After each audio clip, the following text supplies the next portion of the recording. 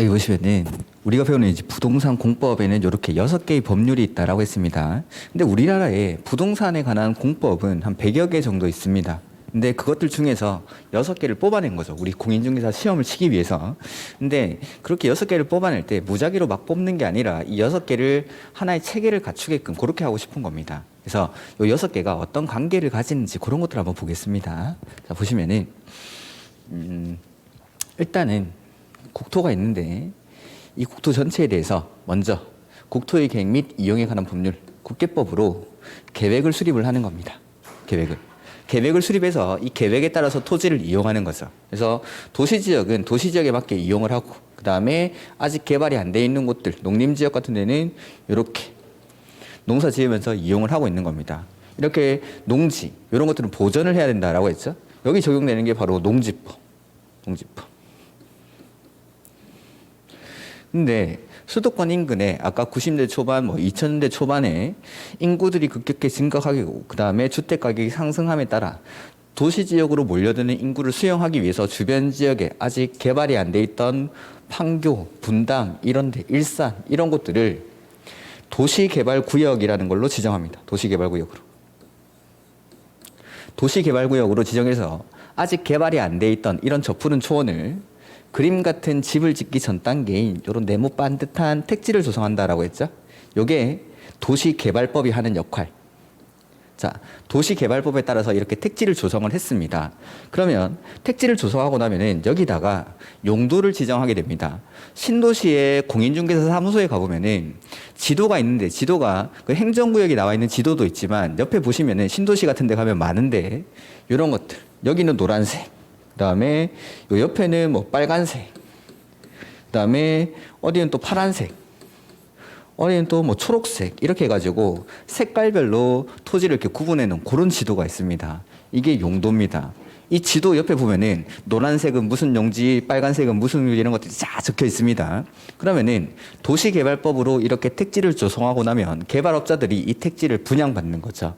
분양받아서 노란색이 만약에 주거 용도다. 그러면은 삼성물산, 현대건설 이런 데서 분양받아가지고 아파트를 짓는 겁니다. 단독주택 부지에도 단독주택을 짓고, 그다음에 빨간색은 상업용지다. 그러면은 역시 개발업자들이 분양을 받아서 상업용 건축물 이런 것들을 짓겠죠. 즉, 이 아파트 같은 거 지을 때 소규모라면 건축법을 적용하게 되고 대규모로 짓는다면 주택법을 적용해서 아파트를 지을 겁니다. 그다음에 상업용 빌딩들 지을 때 건축법의 적용을 받고 건물을 짓게 되겠죠. 즉, 이렇게 택지를 조정하고 나면 건축법이나 주택법에 따라 건물들이 들어오게 됩니다. 이렇게 하나의 신도시가 탄생을 하는 거죠. 그 다음에 시간이 경과함에 따라서 도시가 점점 성장을 해 나가다가 시간이 한 30년, 40년 지나게 됩니다. 30년, 40년 지나게 되면 예전에 있던 이 아파트들은 낡고 무너지기 일부 직전이겠고, 상업용지, 여기도 너무 오래전에 개발이 되다 보니까 많이 낙후된 지역으로 바뀌었겠죠. 여기를 낙후된 채로 그대로 방치하는 게 아니라 다시 살리겠다라는 거. 그래서 30년, 40년 정도가 경과를 했습니다. 그러면 이렇게 하나 탄생했던 신도시가 쇠락을 하게 되고 이걸 살리는 거. 자, 여기는 주거지역이었죠. 이 주거 환경이 너무 낙후되어 있으니까 이 주거 환경을 개선하자라는 거. 주거 환경을. 그다음에 여기는 도시였습니다. 상업지역. 이런 주거 환경뿐만 아니라 도시 환경도, 즉 도시 및 주거 환경이 낙후된 지역을 정비를 하자라는 겁니다. 그게 도시 및 주거 환경 정비법. 그러니까 어저께 제가 거기 종로 3가 이쪽에서 수업을 하고 왔는데 낙원 3가 옆에 아주 낙후된 지역이죠. 탁골공원 옆에.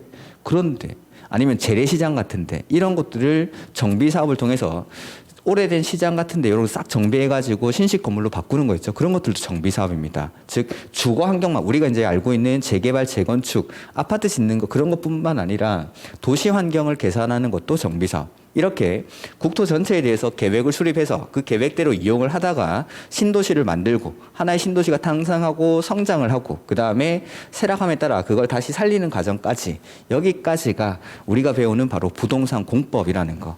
이게 법에서 정한 기준입니다. 기준.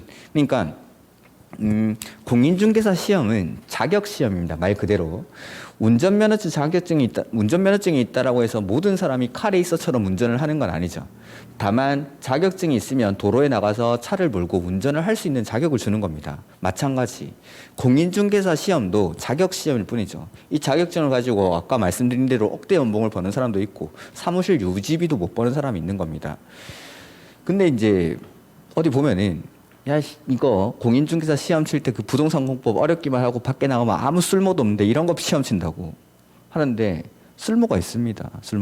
쓸모가 있는데 아파트 같은 거 중개할 때는 뭐 쓸모 없을 수도 있습니다. 아파트 같은 거 중개할 때는 말만 잘하면 됩니다. 인상 좋고 말 잘하고 이러면 되는데 토지라든지 뭐 건물 같은 거 상가 건물 같은 거 중개할 때는 공법적 지식이 반드시 필요합니다. 그 다음에 토지 같은 거 내가 투자를 할 때도 공법적 지식이 반드시 필요합니다. 그러니까 자기가 생각하기 나름인데 계속 불만을 갖고 공부하기보다는 나라에서 이 기준을 정해준 거죠. 이 공부가 공인중개사 업무에 관련이 있냐 없냐가 중요한 게 아니라 나라에서 공인중개사 업무를 하려면 우리가 이 기준을 정할 테니까 이 기준을 넘겨야 업무를 하게 해주겠다라는 겁니다. 내가 기준을 만드는 사람이 아니라면 이 기준을 넘길 수밖에 없는 거죠. 공부할 때 막 분말 갖고 그렇게 하실 필요는 없습니다. 이렇게. 그래서 자격증, 내가 그 업무를 하기 위한 기준이고 그 기준을 넘기는 사람들만 그 업무를 하게 해주겠다. 그리고 그 기준이 요렇게 관계를 맺고 있다라는 겁니다. 이게 우리가 배우는 6가지 부동산 공법 안에 있는 법률입니다. 법률. 자, 그러면은 첫 번째 나오는 게 바로 국토의 계획 및 이용에 관한 법률, 국계법이죠. 각 과목마다 나중에 좀 더 상세하게 말씀드릴 건데 40문항이 출제가 됩니다. 그 40문항 중에서 국토의 계획 및 이용에 관한 법률이 총 12문제가 출제가 됩니다. 12문제. 그 다음에 이 도시개발법이랑 정비법이 각각 6문제씩, 그 다음에 농지법이 2문제, 그 다음에 건축법, 주택법이 각각 7문제씩 해서 총 40문제. 이건 변하지 않습니다. 이건 그대로인데 딱 보기에도 어떤 법이 가장 중요해 보이죠? 국계법. 12문제나 출제가 되니까. 출제 비중으로 따지면 한 30% 정도 되는데 국계법은 30% 정도 중요한 게 아니라 공법을 공부하는 데 있어서는 절대적인 역할을 하는 겁니다. 국계법에서 쓰는 기본적인 용어들이라든지 제도들이 나중에 개발법이나 정비법에는 많은 영향을 미치고 건축법, 주택법, 농지법에도 영향을 미치게 됩니다. 우리가 이제 아까 뭐 말씀드렸던 주거지역, 상업지역과 같은 것들을 용도지역 이렇게 부르는데 그 용도지역을 모르고서는 공법을 공부할 수가 없습니다. 그리고 국계법에서 배우는 제도들 이런 것들을 나중에 다 제가 준용해서 쓸 겁니다. 저는 수업을 하면서 국계법에 있는 내용들을 갖다 계속 비교를 하면서 갖다 써가지고 이렇게 규정이 되어 있는 건데 요거랑 이렇게 비슷합니다라는 걸 설명을 드릴 겁니다. 그러니까 뭐 나중에 오리엔테이션 때 말씀드리겠지만 여러분들이 전체 과목을 공부할 때는 1차 과목 먼저 공부를 해주셔야 됩니다. 왜 그런지는 내가 나중에 말씀드릴 거고 공법을 공부한다라고 할 때는 국계법을 공부를 해주셔야 돼요. 처음에는. 그리고 올해 시험 같은 경우 보면은 1번부터 12번까지 뭐 실제 시험에서는 중개법이랑 같이 치니까 41번부터 52번까지가 국계법입니다. 문제가. 근데 이 똑같은 문제를 가지고 난이도 조절을 하는데 어려운 문제를 앞쪽에 배치하면 배치할수록 난이도는 상당히 어려워집니다. 1번 맞았다, 2번 맞았다, 3번 맞았다 하면은 자신감이 생기는 거죠. 이거 오늘 할만한데? 이런 느낌이 드는 겁니다. 근데 1번 모르겠는데, 2번 모르겠는데, 3번 이거 배운 적이 없는데, 그때부터 사람이 위축이 되는 거죠. 그러면은 처음에 어떤 시험을 치든지 간에 국계법이 안 잡혀 있고 국계법을 어려워하시는 분들은 뒤에 아무리 쉬운 문제가 나와도 공법은 계속 어려운 겁니다. 그러니까 처음에 자신감을 갖기 위해서 국계법은 여러분들이 반드시 좀 잡아주셔야 되고 그것뿐만 아니라 이 국계법이 다른 법에 영향을 미치기 때문에 국계법을 위주로 공부를 해주셔야 됩니다. 한 4월 정도까지 모의고사를 쳤을 때 12문제 중에 한 8문제 맞출 때까지는 국계법만 하시면 됩니다. 그 뒤에 개발법, 정비법은 제가 알아서 하겠습니다. 제가. 그러니까 여러분들이 만약 공법 공부를 하고 싶다. 저는 이제 수업을 하니까 뭐 개발법도 하고 정비법도 진도는 나갈 겁니다. 대신에 혼자 공부하는 시간에는 국계법 위주로 공부를 해주시면 됩니다. 초반에는. 초반에는. 그리고 개발법이나 정비법 이런 것들은 좀 이해의 영역이 필요한 부분이 있는데 건축법이나 주택법 같은 경우에는 어쩔 수 없이 기술적인 법입니다.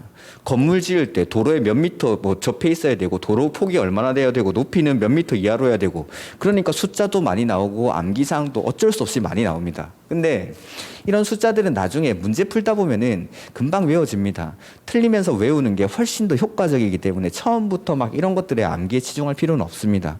공부하면서 막 숫자만 나오면 동그라미 치시는 분들이 있는데 그렇게 공부하는 거 아닙니다. 저 공부 되게 많이 해봤습니다. 물론 결과가 안 좋아서 이렇게 밤늦게까지 일하고 있지만 결과는 안 좋았지만 공부를 많이 해봤는데 그렇게 공부하는 거 아닙니다. 공부는 처음에 아까도 말씀드렸지만 11월 12월 달에는 아 그렇구나 정도의 공부만 하시면 됩니다. 막 노력해서 공부할 필요도 없고 지금 일단은 처음에는 만약 동차를 하시는 분이라면 1차 과목 위주로 쭉 공부를 해 나가시면 됩니다. 그래서 이런 암기 사항들은 나중에 5월 6월 드러났다가 힘을 들여가지고 노력을 해서 외우는 건 여름 지나서 그때 외우시면 됩니다. 네, 그래서 이렇게 구성이 되어 있다라는 거. 그 중에서도 요 국계법이 중요하다라는 거. 그거 기억하시고 그 다음에 첫 번째 이제 국계법인데 국계법을 보기 전에 우리 요약 그 입문서 잠깐 보도록 하죠. 뭐 126페이지에 나와 있죠. 126페이지.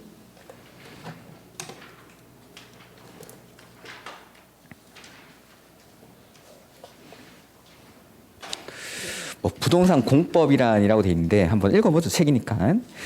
부동산에 관한 법으로서 주로 협의의 부동산이라는 게 좁은 의미를 말하는 거죠. 그래서 토지랑 건물에 관한 걸 말합니다. 토지나 건물 126페이지 각 분야의 내용을 다루고 있으며 우리가 배우는 공법은 큰 법의 분류에서는 행정법의 영역에 속합니다. 행정법. 행정법이 뭔지는 뭐 모르셔도 되고 제가 행정법을 공부하기 위해서 필요한 내용들은 그때그때 조금 설명을 드릴 겁니다. 이렇게. 그래서 이번에 보면은 부동산과 공법의 합성어로라고 돼 있죠.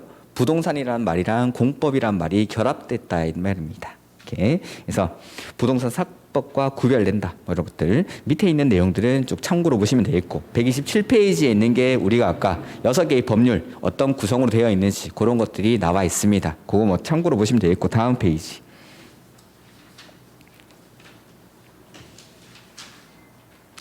부동산 공법의 성격에 대해서 쭉 나와 있는데 박스 안에 2번에 보시면은 규제법이다라는 거. 공법은 규제법입니다. 공법은 규제법.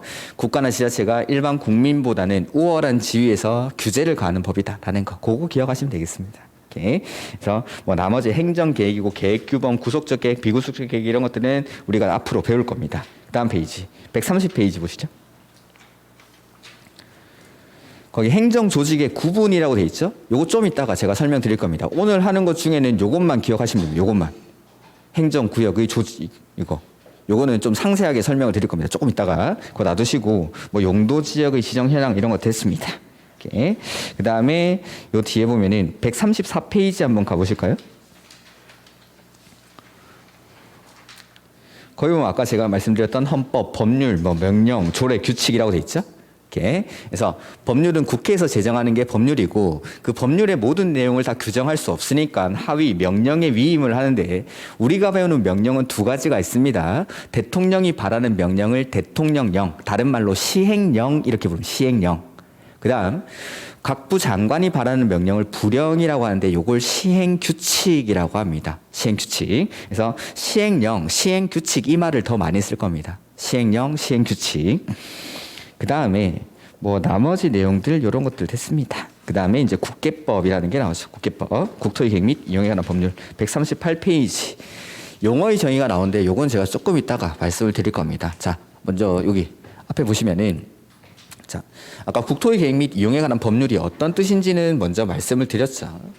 국토, 이 법에서 규율하고자 하는 대상, 규제하고자 하는 대상은 우리나라 국토 전체를 대상으로 규제를 합니다. 그 다음에 먼저 계획을 수립한다라고 했죠. 계획으로서 규제를 하겠다라는 규제를. 그리고 나서 뒤에 이용을 하는 행위를 규제하는 법. 요게 국토의 계획 및 이용에 관한 법률입니다. 자, 법을 만들고 나서 그 법의 제목을 붙일 때는 그 법에서 제일 중요한 단어들만 뽑아서 법의 제목으로 만드는 겁니다. 그러니까 법의 제목만 알아도 이 법은 어떤 내용이 구성이 되어 있겠구나라는 걸 알 수 있는 거죠. 여기 보니까 국토가 규제하고자 하는 대상이고 먼저 계획으로서 규제하고 뒤에 이용하는 행위를 규제한다라고 했죠. 그러니까 국토의 계획 및 이용에 관한 법률은 크게 계획, 이용 이렇게 구분되는 겁니다. 계획이랑 이용으로. 계획이랑 이용으로. 그래서 아까 우리 지도에서 보면은 뭐 주거지역, 상업지역 같은 거 지정할 때 계획으로 한다라고 했죠. 그 계획을 수립을 하는 겁니다. 근데 여기 보니까 계획이 광역도시계획이라는 게 있고 도시군계획이라는 게 있고 도시군 기본계획이라는 게 있고 도시군 관리계획이라는 게 있고 요 밑에 보니까 뭐 지구단위 계획이라는 게 있고 입지규제 최소구역 계획이라는 게 있죠. 난생 처음 들어보는 말이겠죠. 자, 이런 것들이 뭔지 한번 보도록 하겠습니다. 첫 번째, 자, 국토의 계획 및 이용에 관한 법률이라고 했으니까 일단은 국토 전체에 대해서 계획을 수립합니다. 국토 전체에 대해서. 그걸 제가 목차에는 따로 적어놓지 않았는데 국토 전체에 대해서 수립하는 계획을 국가계획 이렇게 부릅니다. 국가계획. 국가계획. 그 다음에 아까 지도에서 제가 잠실역 주변을 봤었는데 요거 수도권만 조금 확장을 해보죠. 보시면은 잠실역 주변에다가 뭐 주거지역, 상업지역 같은 걸 지정하려면 여기 서울시에서 이렇게 계획을 수립을 해야 됩니다. 서울시에서. 그 다음에 인천시에서도 계획을 수립하겠죠. 인천시에서도. 그 다음에 이 경기도가 있는데 경기도에서도 계획을 수립할 겁니다. 이러한 각각의 행정구역에서 만드는 계획들이 모여서 이제 국가계획이 되는 거죠. 국가계획이. 그래서 일단은 여기 서울에서 만드는 계획이 있고 인천에서 만드는 계획이 있고 경기도에서 만드는 계획이 있습니다. 근데 자, 광역도시계획이라는 게 있었죠. 앞에 보면은 광역도시계획. 요 광역도시계획이라는 게 있고 도시군계획이라는 게 있는데 이 도시군계획은 여기 보시면 관할구역에서 수립하는 계획이다라고 되어 있습니다. 관할구역에서. 지금부터 이 관할을 설명을 드릴 겁니다. 그게 아까 우리 입문서에 130페이지에 있는 거. 입문서 130페이지에 보면은 행정조직의 구분이라고 되어 있죠? 그겁니다. 그거.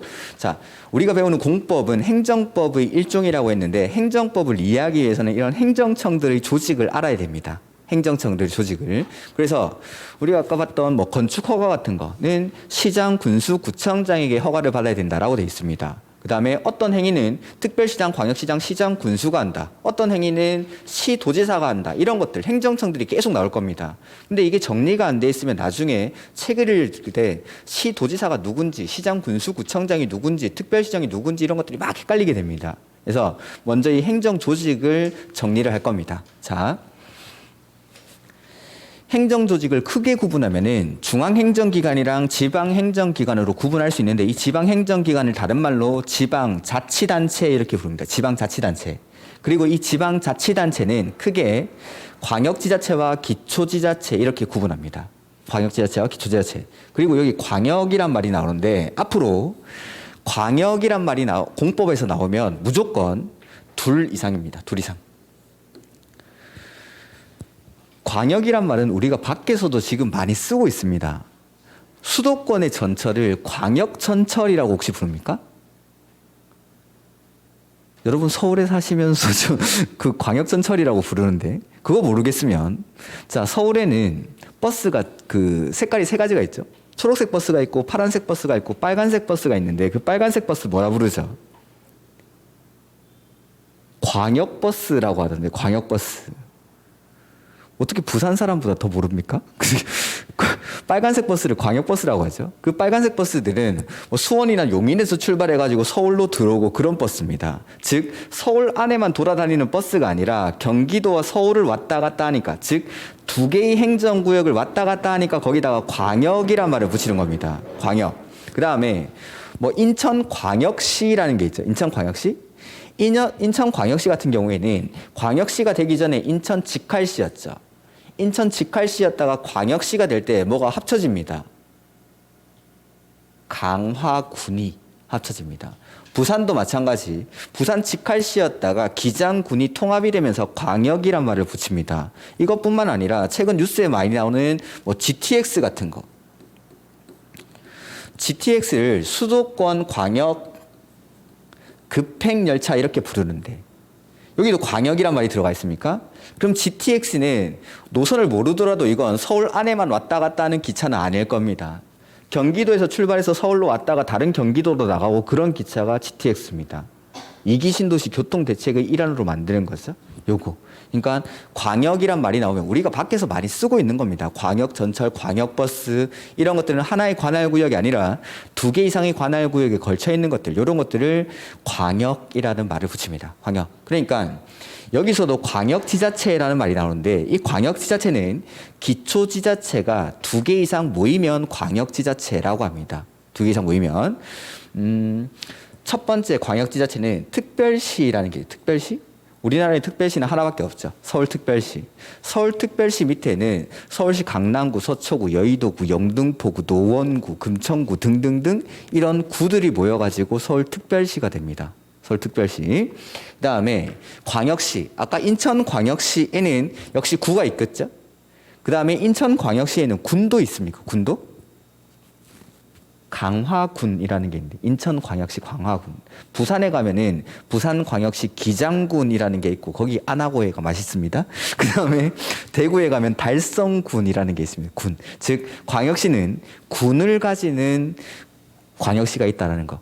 예전에 대전이나 광주 같은 데도 원래 광역시가 되기 전에 군들이 편입이 되면서 구로 바뀌었을 뿐이지 군들이 편입이 됐습니다. 여기. 그 다음에 경기도 밑에 있는 수원시, 성남시, 하남시와 같은 시가 있습니까? 그 다음에 경기도 밑에 군도 있습니까? 양평군, 가평군과 같은 군이 있죠. 이런 것들. 그래서 광역지자체는 일단 특별시, 그 다음에 광역시, 그 다음에 경기도, 충청남도, 충청북도, 전라남도, 전라북도, 경상남도, 경상북도와 같은 도 이런 것들을 광역지자체 이렇게 부릅니다. 광역지자체. 그 다음에 지방자치단체라고 했는데 이 자치단체는 자치권을 가지고 있어야 됩니다. 자치권. 자, 우리나라에서 권력이 가장 큰 사람이 누구죠? 대통령. 큰일 나실 분이네. 대통령 이렇게 말하는 사람은 위쪽에 어울리는 분입니다. 위쪽에. 대한민국에서 권력이 가장 큰 사람은 국민입니다. 대한민국 국민.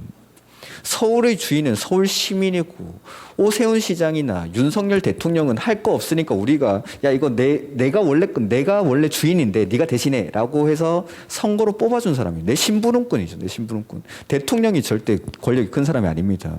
내 심부름꾼이고 그 사람이 4년 5년 동안 말 잘 들으면 한 명 더 뽑아주고 말 안 들으면 바꾸고 그래서 선거를 민주주의의 꽃이라고 부르는 이유가 내가 가진 힘을 선거를 통해서 위임하는 절차가 바로 이거 지방자치단체장들이 자치권을 행사할 수 있는 이유입니다. 이유. 즉 자치단체가 되기 위해서는 그 행정구역의 장을 선거로 뽑아야 됩니다. 그러면 자 예를 한번 들어보면은 서울시 여기 노원구니까 노원구 땡땡동이 있습니다. 이 동장 선거합니까? 하지 않습니까? 동장 선거 혹시 합니까? 안 하죠. 그럼 이 사람은 자치단체가 아니다라는 겁니다. 노원구청장은 선거합니까? 그러면 구청장은 선거로 뽑는 가장 작은 단위다라는 거죠. 이걸 기초지자체라고 합니다. 기초지자체. 그래서 서울특별시 밑에 있는 구들, 선거로 뽑히는 구들이 모여가지고 서울특별시가 되는 거죠. 그 다음에 인천광역시나 부산광역시 이런 데 광역시에 가도 구청장들은 선거를 합니다. 근데 구 밑에 있는 동장들 역시 선거하지 않겠죠. 그 다음에 군수도 당연히 선거를 합니다. 그래서 광역시 밑에는 구랑 군을 두고 있고, 자, 경기도, 수원시, 팔달구 이런 게 있습니다. 팔달구청장 선거하지 않습니다. 구청장. 그러면 여기서 하나 느껴야 되는 게 서울시 노원구와 수원시 팔달구는 둘 다 구로 끝나죠? 이 구는 다른 구입니다. 다른 구. 이걸 구별하기 위해서 특별시랑 광역시 밑에 있는 구에다가 자치라는 말을 붙이는 겁니다. 그러니까 수원시 팔달구, 뭐 안양시 동안구, 그다음에 고양시 덕양구 이런 것들 시 밑에 있는 고양시나 수원시 밑에 있는 구들은 행정구역으로서 구로 나눠놨을 뿐이지 자치권을 가지는 구는 아닙니다. 근데 자치권을 가지는 특별시, 광역시 밑에 있는 구들을 따로 자치구라고 부릅니다. 이 구랑 구별하기 위해서. 요거 하나 기억하시고 8달구는 그러니까 우리가 배우는 공법 안에는 나오지 않습니다. 행정청이 아니니까. 행정권을 가지지 않고 있으니까. 자치권을 가지기 위해서는 자치입법권, 아까 조례를 제정할 수 있는 권한이 있어야 됩니다. 그다음에 자치행정권, 즉 인허가권을 가지고 있어야 됩니다. 그다음에 자치재정권, 세금을 징수할 수 있는 권한을 가지고 있고, 그렇게 해야 이걸 자치단체라고 부르는데 여기는 아니다라는, 여기는. 근데 수원시장은 선거로 뽑겠죠? 그다음에 경기도지사도 선거로 뽑으니까 경기도 밑에 있는 시나 군들이 모여서 요 도가 되는 겁니다. 도가. 이렇게 요게 기초지자체와 광역지자체입니다. 기초지자체와 광역지자체. 그다음에 요것들을 조금 요약을 해보면은, 자, 똑같은 끝단어들을 묶어보죠. 여기 구, 여기 구, 여기 군, 도는 시, 그 다음에 군. 그래서 보니까 시, 군, 구 요렇게 끝나죠. 기초지자체를 시, 군, 구 요렇게 표현합니다. 시, 군, 구. 그 다음 여기 광역지자체에 보니까 특별시, 광역시, 그 다음에 도 이렇게 끝났죠. 그래서 특별시, 광역시, 도를 줄여서 이걸 시도 이렇게 적습니다.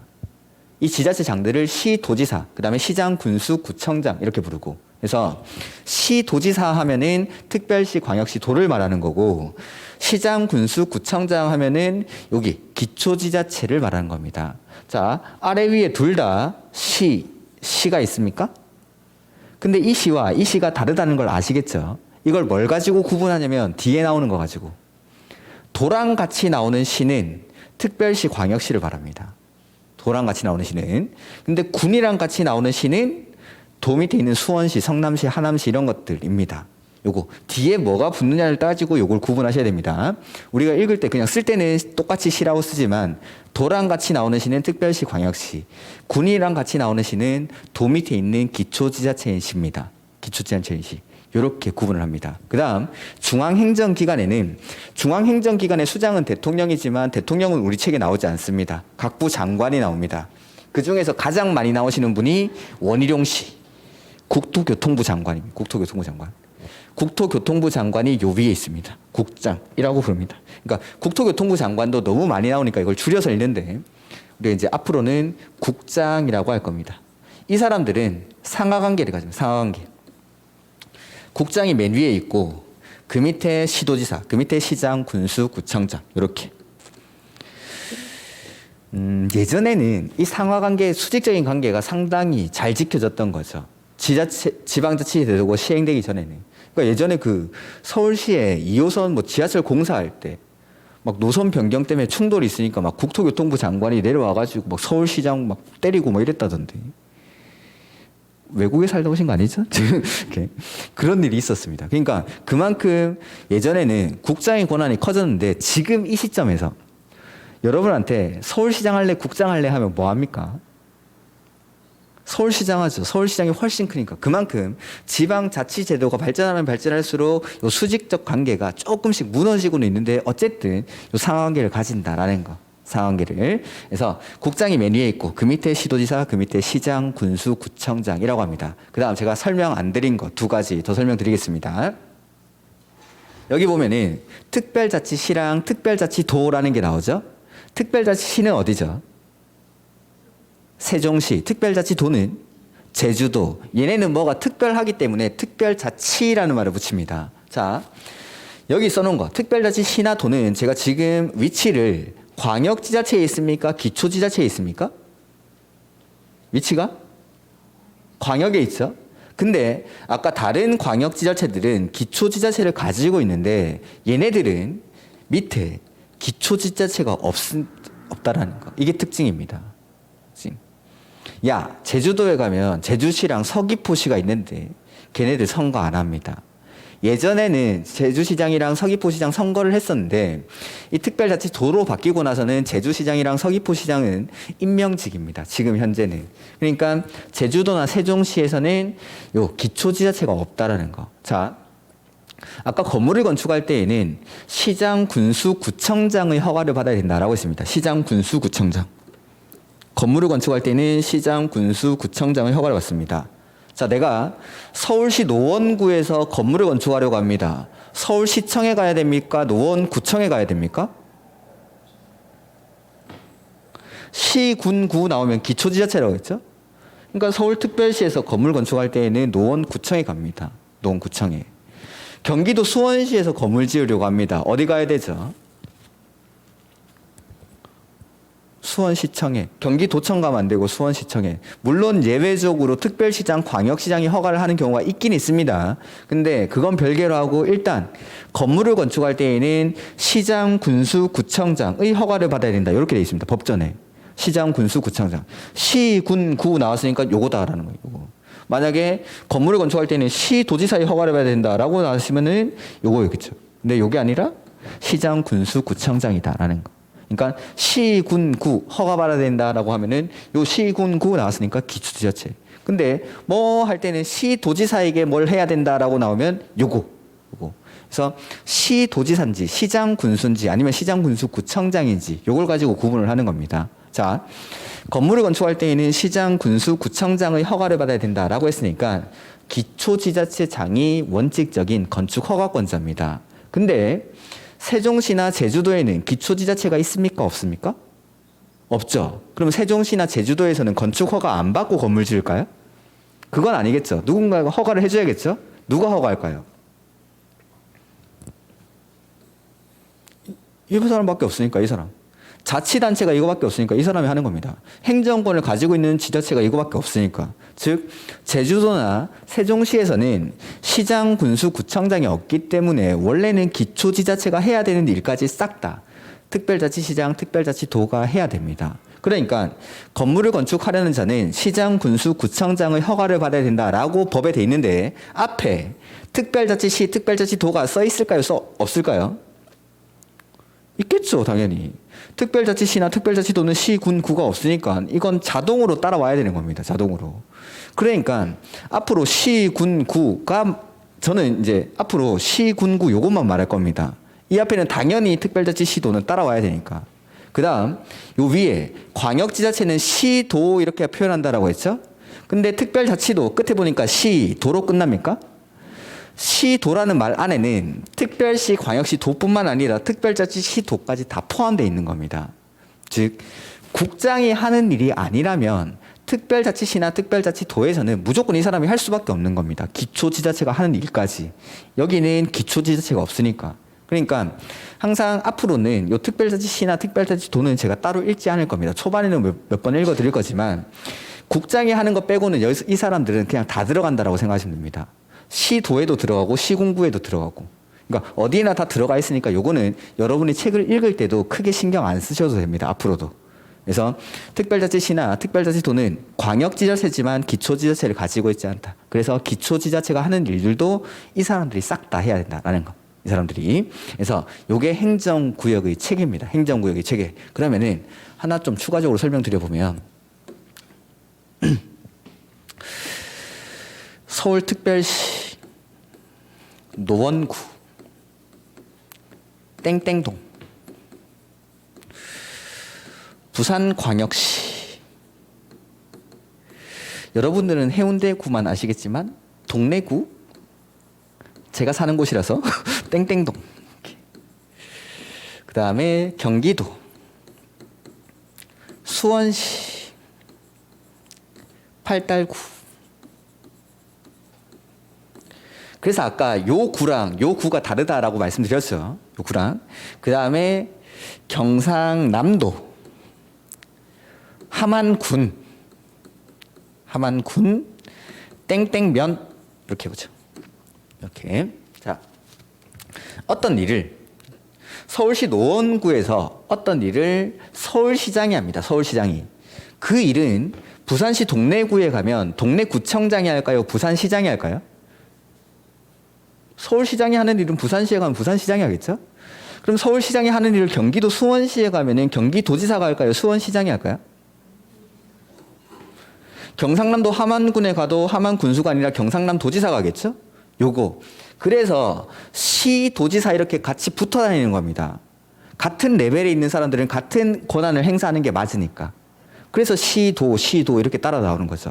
그럼 마찬가지로 자 서울시 노원구에서 노원구청장이 하는 일은 부산시에 가면 동네 구청장이 하겠죠. 그 다음에 경기도 수원시에서는 수원시장이 할 거고 함안군에 가면은 함안군수가 할 겁니다. 그래서 시, 군, 구가 같이 다니는 겁니다. 동일한 레벨에 있는 사람들, 이 사람들 노란색이 기초지자체, 초록색이 광역지자체. 그래서 시도지사, 시장, 군수, 구청장 이 사람들이 이렇게 항상 붙어 다닌다라는 거. 시도지사, 시장, 군수, 구청장 이렇게 붙어 다닙니다.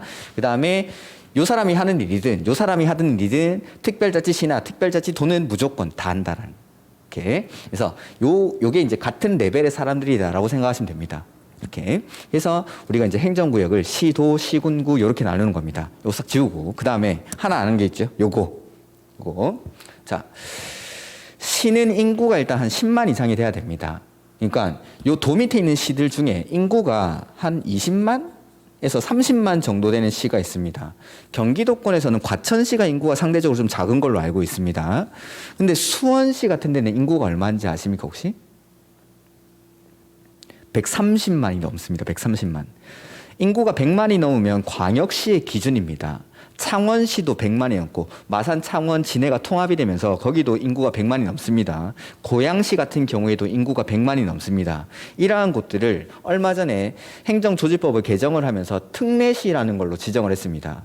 특례시. 수원 특례시 이렇게 돼 있죠. 지금은 전혀 이런 거 관심이 없. 고양 특례시, 수원 특례시, 창원 특례시 이렇게 부릅니다. 근데 특례시는 우리가 배우는 공법에서는 따로 구분하지 않습니다. 그건 신경 쓰실 필요 없습니다. 대신에 자, 도 밑에 있는 이 시들 중에는 인구가 20만, 30만인 시가 있고 수원시와 같이 고양시와 같이 인구가 100만이 넘는 시가 있다라는 겁니다. 자, 대통령이 있고 서울시장이 있는데 누가 더 많은 권한을 가지고 있죠? 대통령이, 서울시장보다는 대통령이 훨씬 더 많은 행정 권한을 가지고 있죠. 왜냐하면 대통령은 전 국민의 지지를 받은 사람이니까. 서울시장은 서울 시민만 지지를 해줬지만 대통령은 전 국민의 지지를 받았죠. 그러니까 전 국민을 지지를 받은 대통령이 서울시장보다 더 많은 권한을 행사하는 건 너무나 당연한 겁니다.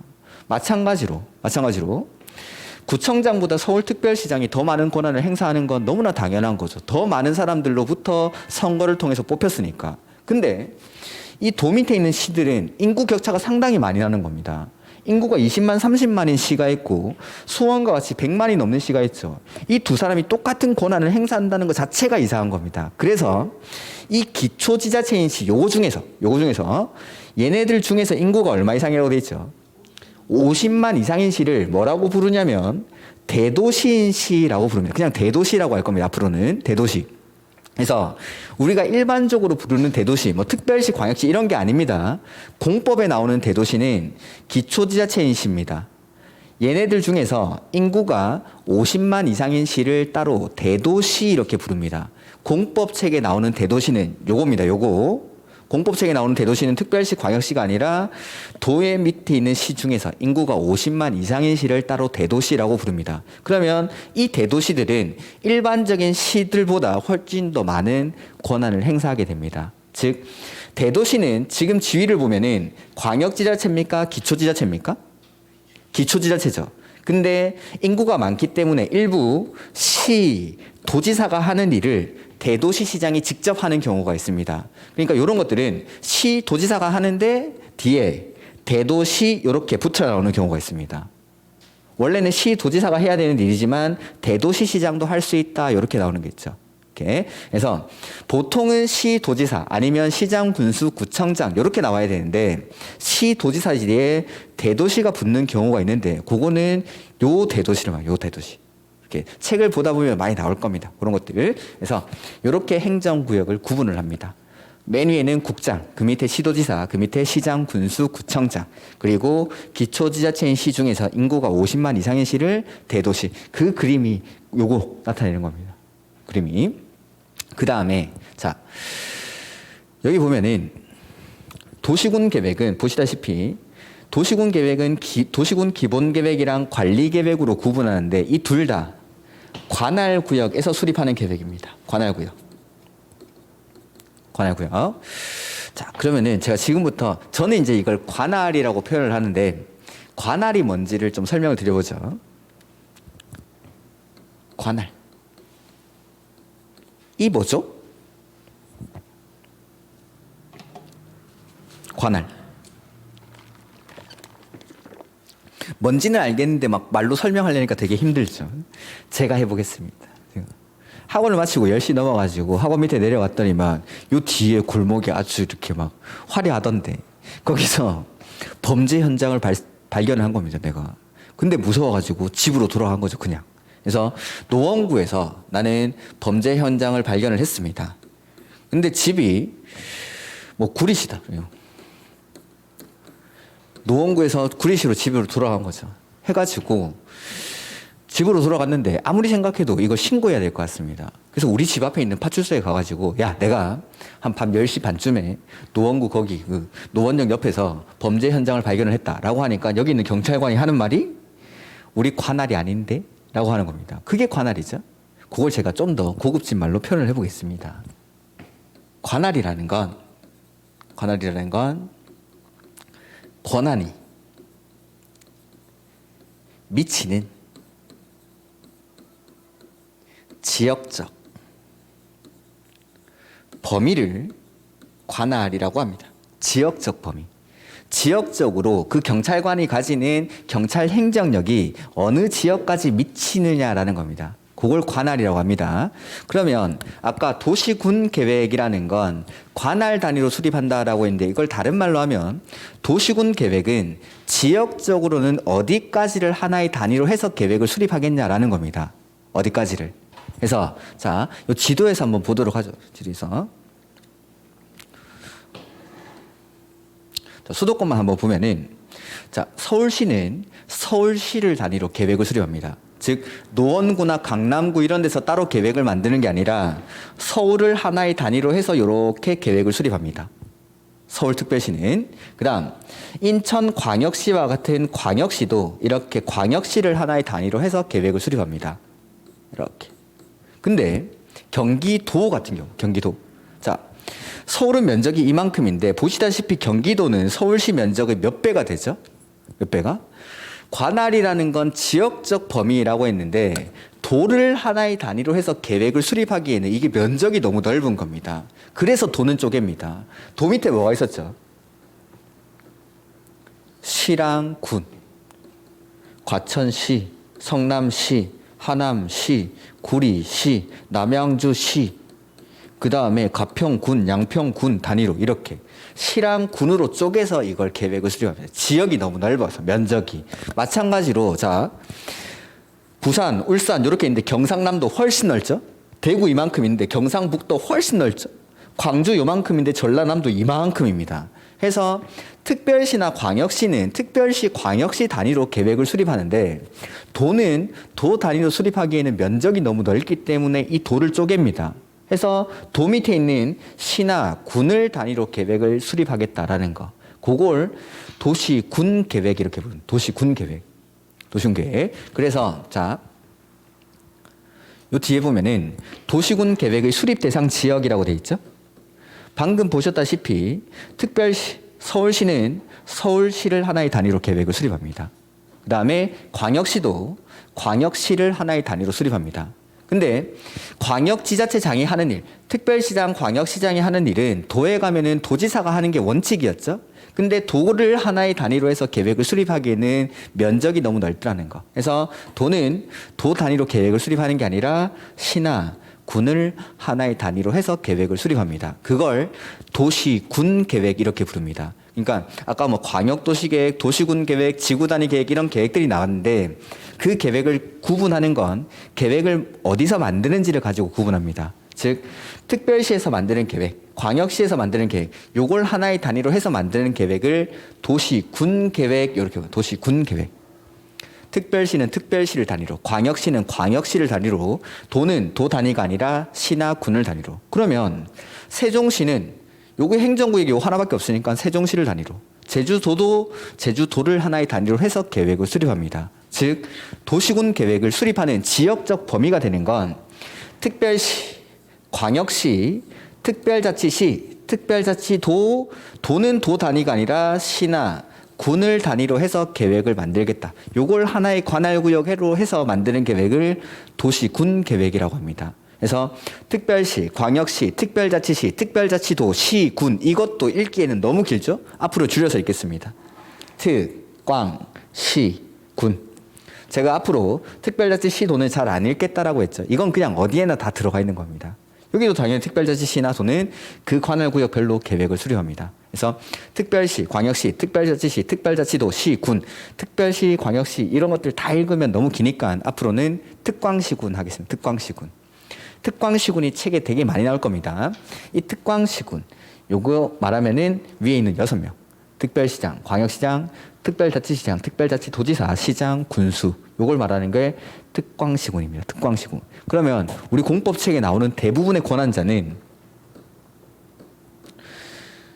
시도지사가 하는 일이 있고 아니면 시장, 군수, 구청장이 하는 일이 있고 특별시장, 광역시장, 시장, 군수가 하는 일이 있습니다. 이 3명이 끝입니다. 이 3명 대부분이. 시도지사 하면은 아까 특별시, 광역시, 도, 그 다음에 특별자치시, 특별자치도, 시, 군, 구 하면은 기초지자체를 말하는 거죠. 요 앞에 당연히 특별자치시, 도가 들어가 있어야겠죠. 그 다음에 특광시군 하면은 여기 있는 6명. 이게 답니다. 이게 다. 이것만 구분해 주시면은 다른 것들은 뭐 일부 시도 뒤에 대도시가 붙는 경우가 가끔 있는 거고 그 다음에 여기서 조금 벗어나는 것들이 몇 가지 있지 대부분은 요 안에서 움직입니다. 그래서 요것만 좀 구분해 주시면 됩니다. 시도 하면은 광역지자체, 일부 대도시 시장이 붙는 경우가 있다는 거. 시군구 하면 기초지자체, 특광시군 하면 여기 6명. 여기 6명. 그래서 아까 도시군 계획의 수립 대상 지역이라고 해서 특광시군이라고 했는데 특광시군이 말하는 거 요거 도시군 계획은 관할구역에서 만든다. 그러면 관할구역을 말할 때 이 관할이라는 건 특별시, 광역시, 시, 군을 단위로 해서 만드는 계획을 도시군 계획이라고 합니다. 그러면 요 위에 광역도시계획이라는 게 있죠. 아까 광역이 나오면 뭐라고 했죠? 2 이상. 광역 나오면 무조건 2 이상. 그러면은 여기 아까 지도에 보니까 서울시에서 만드는 계획이 도시군 계획, 인천시에서 만드는 계획이 도시군 계획, 과천시에서 만드는 계획이 도시군 계획, 하남시에서 만드는 계획이 도시군 계획, 성남시에서 만드는 계획이 도시군 계획, 구리시에서 만드는 계획이 도시군 계획입니다. 근데 각각의 관할구역에서 만드는 게 아니라 서울에서 옆에 있는 구리, 하남, 성남, 과천 다 포함해서 이렇게 만드는 계획, 이거 뭐라 부르죠?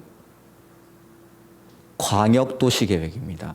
관할이 2개 이상 들어갔으니까 2개 이상 들어갔어요. 그 다음에 인천 뭐 여기 이건 뭐 아무 때나 묶어도 됩니다. 인천부터 해가지고 서울 여기까지 쫙 묶습니다. 이것도 광역도시계획.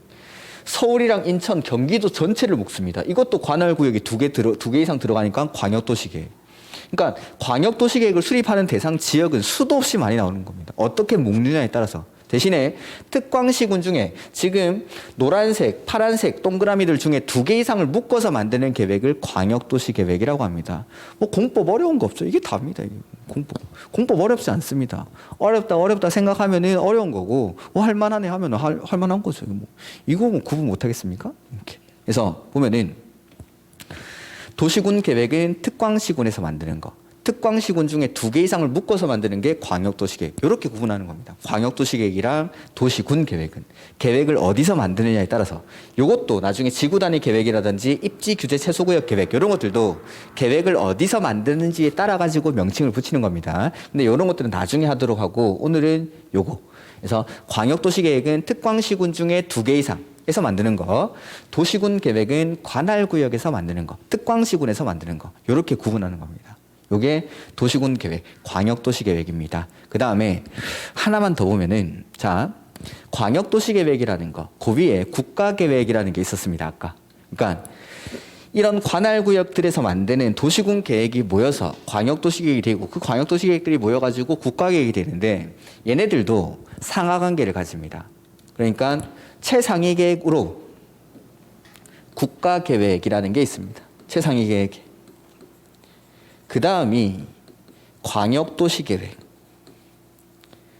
그 다음이 아까 도시군계획 이렇게 됩니다. 도시군 계획 중에서도 기본 계획이 상위 계획이고 관리 계획이 하위 계획입니다. 이런 것들은 뭐 나중에 할 건데 당연히 이런 계획들도 사위 계획을 수립할 때는 상위 계획에 부합하게끔 수립을 해야 됩니다. 예를 한번 들어보죠.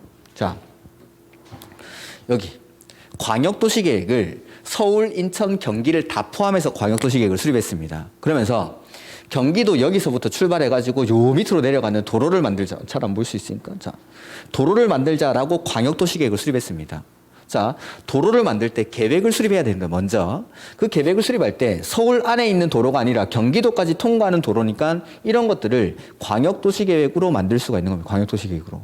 근데 광역도시계획에서 도로를 이렇게 만들겠다라고 했는데 서울시장이 도시군 계획을 수립하면서 나는 그렇게 안 만들래. 나는 도로 이렇게 만들래. 라고 하면 될까요? 안 될까요? 안 되죠. 안 되죠. 광역도시계획에서 도로를 이렇게 만들기로 했으면 서울시에서도 이렇게 계획을 만들어줘야 되는 겁니다. 이어지게. 그러니까 서울시에서 만드는 도시군 계획은 광역도시계획에 부합하도록 계획을 수립을 해야 됩니다. 광역도시계획. 당연히 광역도시계획이나 도시군 계획을 수립할 때는 국가계획에 부합하도록 수립을 해야겠죠. 국가계획에. 이런 상하관계를 가진다라는 거. 계획들도. 행정구역도 아까 상하관계를 가지고 계획도 이렇게 상하관계를 가지는 겁니다. 이렇게. 그게 이제 보면은 아까 여기는 안 써놨지만 국가계획이 최상위 계획, 그 다음이 광역도시계획, 그 다음이 도시군 계획. 도시군 계획 중에서는 기본 계획이 더 상위 계획이고 그 다음이 관리 계획입니다. 이렇게 이게 계획입니다. 계획. 그리고 계획의 내용, 여기 있는 용도 지역, 지구, 구역, 뭐 기반 시설, 용도 지역이 아까 말했던 뭐 주거 지역, 상업 지역 같은 것들을 용도 지역이라고 합니다. 그다음에 용도 지구라는 건 뭐 고도 지구 이런 거 들어보셨습니까? 건물의 높이를 규제하는 겁니다. 서울공항이 저 밑에 있죠. 롯데월드 타워 그거 들어올 때 여러 가지 문제가 있었는데 고도 제한이 있는 겁니다. 그런 식으로 고도를 제한하는 거. 그런 것들을 용도 지구라고 부릅니다. 그다음에 여기 용도 구역이라는 게 있는데 여러분들이 아실 만한 용도 구역은 개발 제한 구역 이런 거 들어보셨습니까? 그게 대표적인 용도 구역입니다. 그린벨트라고 부르는 거. 그런 것들. 그러니까 이런 용도 지역, 지구 구역 싹 다 한자어입니다. 이런 한자어들을 제가 11월, 12월 동안 우리가 일상적으로 쓰는 용어들로 다 풀어드릴 겁니다. 그렇게. 그 다음에 뭐 기반시설은 아시겠죠? 도로, 철도, 항만 이런 것들을 기반시설이라고 합니다. 그 다음에 도시개발사업, 도시개발법에 따라서 시행하는 사업을 도시개발사업이라고 부릅니다. 그러니까 신도시 만드는 사업이겠죠? 정비사업이 아까 재개발, 재건축 같은 것들. 그 다음에 지구단위 계획, 이런 것들은 정비사업에 조금 관심이 있으신 분들은 들어봤을 수도 있습니다. 지구단위 계획 정도는. 생소합니까? 네. 그 다음에 입지 규제 최소 구역, 이런 것들은 뭐 태어나고 처음 들어보겠죠? 이런 것들. 거의 뭐 외래어가 써져 있죠.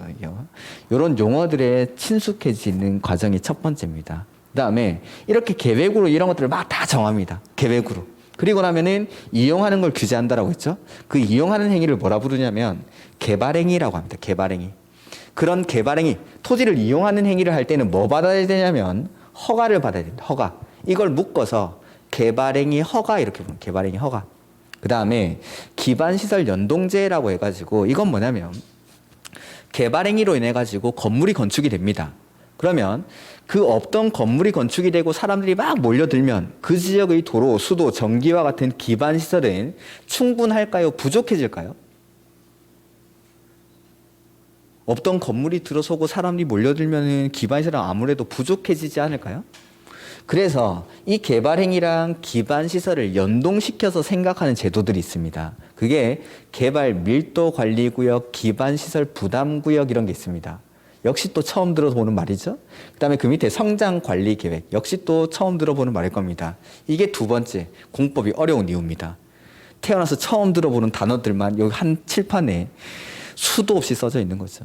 그래서 이 용어들을 일단은 해결을 해주셔야 됩니다. 이 용어들을. 그래서 공법이 어려운 이유가 아까 양이 많았습니다. 그 다음에 여기만 해도 모르는 단어들이 엄청나게 나오는데 앞으로 수도 없이 나오겠죠?